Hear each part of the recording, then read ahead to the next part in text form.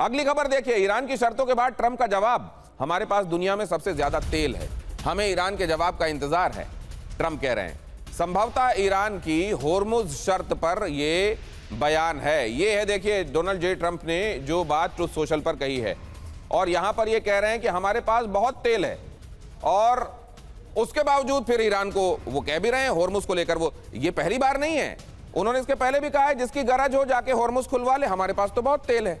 लेकिन फिर अगले ही दिन उनका बयान बदल जाता है, कभी वो ये कहने लगते हैं कि होर्मुज स्टेट का नाम आप ट्रंप स्टेट रख देंगे।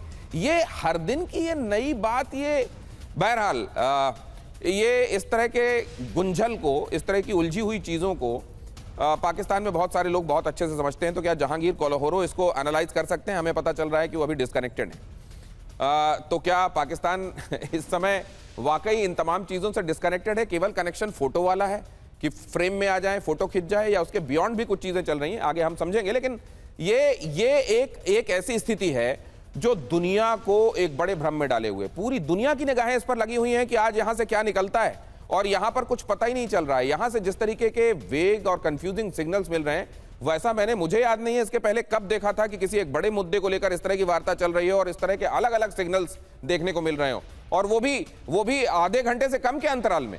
ये अगर ऐसी स्थिति है काले साहब, तो क्या ये मान लिया जाए कि ये जानते थे वो लोग जो इसके लिए यहां पहुंच रहे थे कि यही होने वाला है, फोटो खींचेगी, और अगर दोनों ही पक्ष चाहते हैं कि अभी फिलहाल बंदूकें फिर से ना निकाल ली जाएं, तो ये कह दिया जाएगा कि अगली तारीख तक सीज फायर कंटिन्यू करेगा। दिनेश जी, मैं इसे ऐसे देखूंगा कि ये इनिशियल बाउट है। ये जब प्रोफेशनल बाउट्स होते हैं ना बॉक्सिंग में, तब इनिशियली जो बॉक्सर्स होते हैं वो एक दूसरे का जायजा लेते हैं, तो धीरे धीरे पंचिंग करते हैं, गोल गोल घूमते हैं, ऐसा लगता है कि तो लड़ना ही नहीं चाहते, पता नहीं क्या करने आए हैं। लेकिन यहाँ तो वेट कैटेगरी भी पता नहीं चल रही। बिल्कुल, वेट कौन सा है, फेदर वाला कौन सा है, और हैवी वेट कौन सा है? वेट कैटेगरी बहुत अलग है। अमेरिका सुपर हैवी वेट में और ईरान नहीं है। परंतु देखिए बेसिकली जो पोजीशंस होती हैं वो एक स्ट्रेटेजिक इंपेरेटिव पे बेस्ड हैं। इस समय ईरान की पोजीशन हल्के होते हुए भी बहुत जबरदस्त है, बिकॉज उनके पास एक जो आजकल लोग बोल रहे हैं कि एक परमाणु हथियार है, जो स्ट्रेट ऑफ हॉर्मुज एक ऑलमोस्ट इक्वलेंट टू परमाणु हथियार है, जो उन्होंने रोका हुआ है। तो उसके कारण जो है उनकी पोजीशन थोड़ी इंप्रूव्ड है।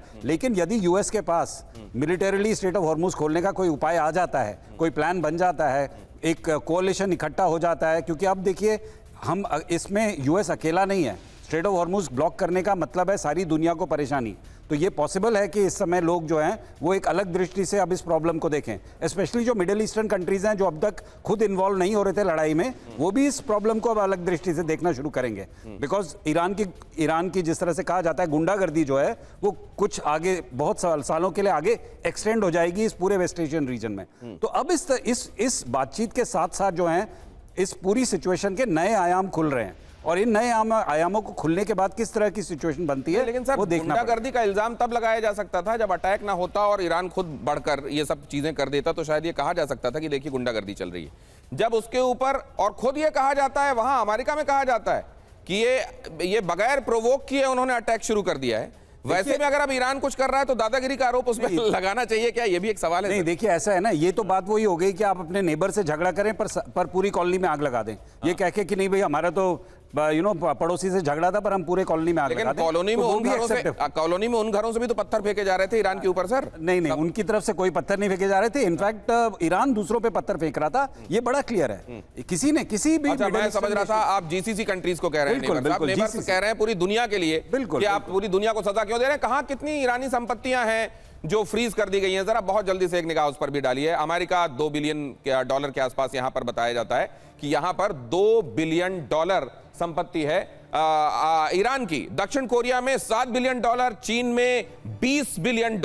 अगर इस हिसाब से आप देखें और इसका गुणा भाग आप लगाने लगे तो ईरान अचानक आपको बहुत बहुत अमीर लगेगा। लेकिन फिर सवाल यह है कि केवल दिखाने की दांत हैं इस समय, क्योंकि ये सब अमेरिका ने फ्रीज किए हुए हैं। इराक में $10 बिलियन, जापान में $3 बिलियन, लग्जमबर्ग में $1.6 बिलियन, ब्रिटेन नीदरलैंड में $2.3 बिलियन। ये बताने के लिए काफी कि अगर ये जो वक्र दृष्टि है अमेरिका की ईरान के ऊपर से हट जाती तो ईरान के दिन बगैर कुछ उसकी बहुत ज्यादा मदद किए भी बहुर सकते थे। लेकिन फिर जाहिर है अमेरिका को यह मंजूर नहीं है। जहांगीर कोलाहोरो इस बीच हमारे साथ पाकिस्तान से जुड़ गए। जहांगीर साहब, कोई अपडेट आपको मिल रहा है? वहां क्या डेवलपमेंट हुआ अभी तक इस बातचीत में?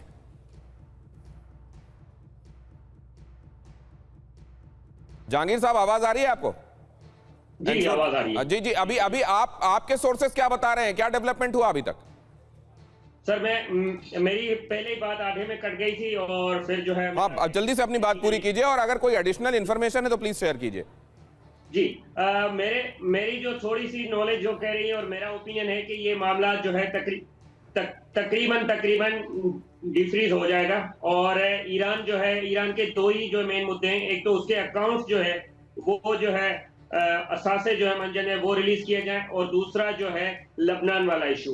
तो दोनों जो है आई डोंट थिंक सो कि मेरे सारे सीनियर बैठे हुए कि दोनों बिग जो है फिशेज हों, दोनों ही मामला, क्योंकि इंटरनेशनली तौर पे ये सारी चीजें वो की मानी जाने। लेकिन सर इसके बीच की स्थिति भी होती है, माफ कीजिएगा आपको बीच में रोक रहा हूं, इसके बीच की एक स्थिति होती है workable. This is something which is workable, we can talk upon this and we can work upon this. अब यह भी कहा जा सकता है कि हाँ, निश्चित रूप से इस पर काम किया जा सकता है, हम इजराइल को समझाएंगे लेबनान पर बमबारी बंद कर दे। वो ये भी कह सकते हैं कि संपत्तियों को कैसे डीफ्रीज किया जा सकता है, इसके बारे में भी हम मेथोडोलॉजी में दिमाग लगाएंगे, लेकिन इसमें वक्त लगेगा, और इस तरीके से कुछ और इसको आगे बढ़ा दिया जाए। क्या इसकी संभावना भी लगती है आपको? सर ये इस पूरे मामले में दिनेश, अगर मैं आपको बता दूं तो ज्यादा से ज्यादा 2 हफ्ते का टाइम है जिसमें चीजें जो है सारी समेटी जाएंगी, क्योंकि अभी अमेरिका पे ना सिर्फ इंटरनल प्रेशर है बल्कि वर्ल्ड वाइड जो प्रेशर है ऑयल की क्राइसिस का, ऑयल के जो है शिपमेंट्स का, वो सबसे ज्यादा जो अमेरिका पे प्रेशर है। और जो प्रेशर दे रहा है, एक तो जो है खाड़ी के देश है, दूसरा चाइना दे रहा है। तो इसमें इस सारी गेम में जो है चाइना फुली वॉच कर रहा है सारी चीजों को, और उसका जो है बहुत ज्यादा इंटरेस्ट है।